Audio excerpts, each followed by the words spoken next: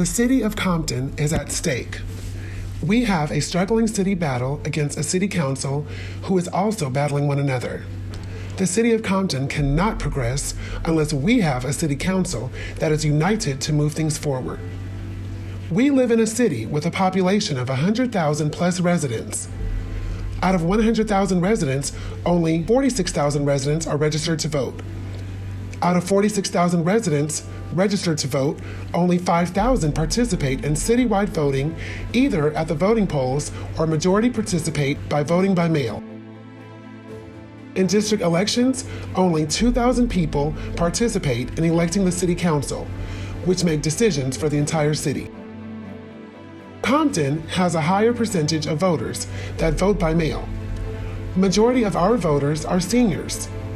Majority of the seniors don't regularly attend council meetings or watch the city council meetings in our city's access cable channel. A lot of seniors are voting for a familiar name. The Zurita name has been around in Compton for 35 years. These elders are misinformed about the daughters Dolores Zurita, Jana and Satra Zurita. Dolores Zurita was director of Dickinson Lighted Meals on Wheel program while sitting on the city council, voting for her own program to receive city funding.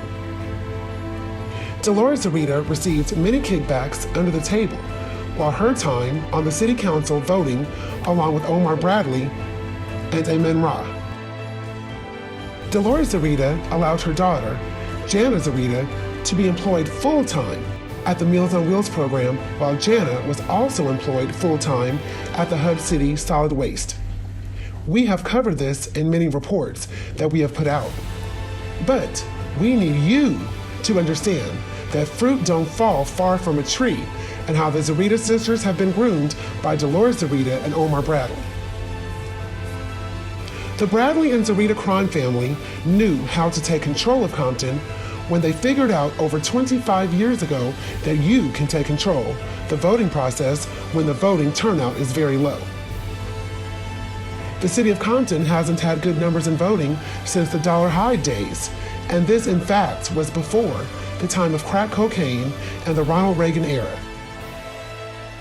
Once crack took over Compton, the moral and self-esteem in Compton became affected, and the pride for Compton was slowly diminished.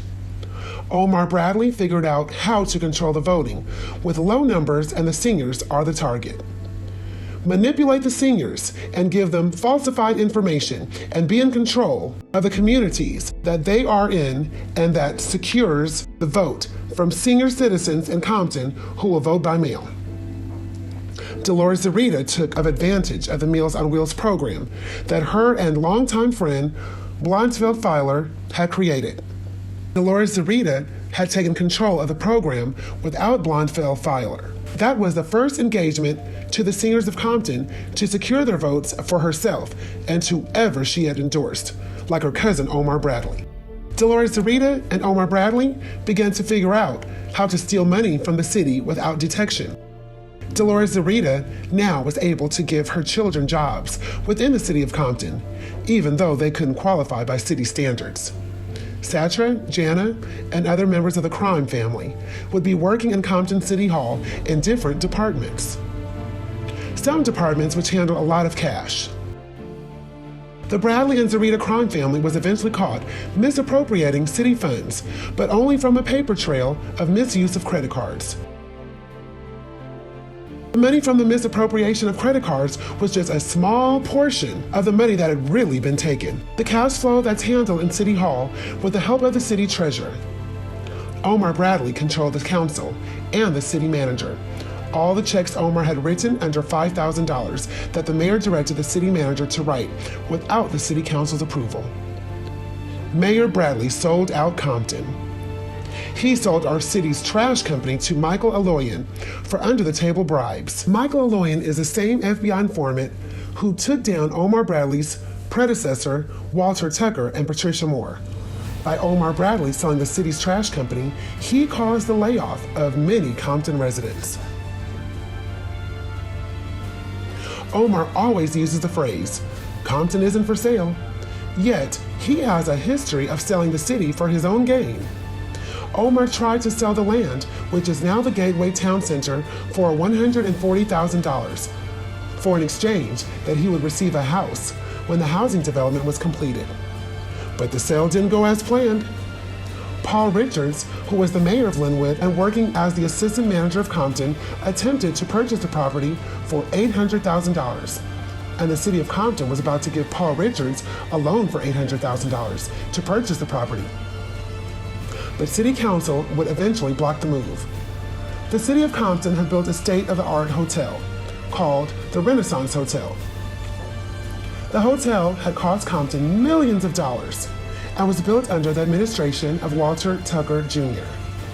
The hotel was the biggest asset that Compton had acquired, and the Bradley Zurita Crime Family had set their eyes on the money flow because Omar had planned to turn it into a casino, which would bring in unlimited amounts of undetected cash. See, cash money is easy to steal because there is no paper trail. And if you are the one counting all the cash, it's up to you to report how much cash the casino was pulling in. The hotel was doing bad and was almost forced to close because of bad management. But Omar and Michael Aloyan brilliantly figured out how to save the hotel by adding a casino, and the casino would attract guests from all over to come and gamble. Starting off with doing bingo at the hotel. Bingo wasn't a form of gambling, as long as the profits from bingo were given to a non-profit organization in which a longtime friend of Omar Bradley. Bingo players were being buzzed in to show the Gaming Commission that people of all other ethnicities would come to Compton and gamble. They buzzed in people, and bingo had now become popular in Compton. The argument was that Michael Aloyan had to pay rent for space for the bingo players to be held. Dolores Zurita would come in and sell daubers to the bingo players and would eventually sell food that was stolen from the Meals on Wheels program because Satcher Zurita, employed as the general manager of the hotel, had shut down the restaurant in the hotel to open the way for her mother to be the only food vendor in the hotel for the hungry bingo players. Dolores Zurita had made about $30,000 a month. While Dolores Zurita was using food from the Meals on Wheels program, selling it at the casino, and overpaying herself. Jana and hired family members caused expenses to exceed the budget, allowed for her Dickerson lighted program. The nonprofit organization would then blow the whistle that it wasn't receiving adequate donations from the bingo games at the casino. So Michael Aloyan would have to go forth in front of Compton City Council and explain why the selected nonprofit organization in Compton wasn't receiving adequate donations. Michael Aloyan would then inform Compton City Council members that he had to pay rent for the space at the casino, pay employees, and also would have to pay the security company owned by Jana Zurita $60,000 a month for their services. Michael Aloyan would trap himself in this agreement with the Bradley Zurita Crime Family because of his need to get a casino going in the Compton Hotel. The residents tried to block the city from creating a casino at the hotel. But the vote was unanimous of Omar's 3-member voting bloc, which consisted of Iman Ra, Dolores Zurita, his aunt, and himself. Now we have a cash cow in Compton. The Crystal Park Casino would be ran by the Bradley Zurita Crime Family, with Satcher Zurita, the general manager, and Jana Zurita, and a Compton police officer, romantically tied to Satcher. They were the owners of the security, which hired off-duty Compton police officers to secure the safety at the hotel. Now, the Bradley Zurita Crime Family would have full control of the hotel and casino. Rumors had led residents to believe that the hotel even had an underground prostitution ring ran by Satcher Zurita. Now everything is being controlled by the Bradley Zurita Crime Family, from the city hall to the casino that poured in lumps of cash. At some point, the casino started to have a lot of red flags, from the Gaming Commission to federal authorities, because of the prostitution ring that was going on inside the hotel and mismanaging. Satcher was then removed from being general manager and given a job at Public Works and City Hall.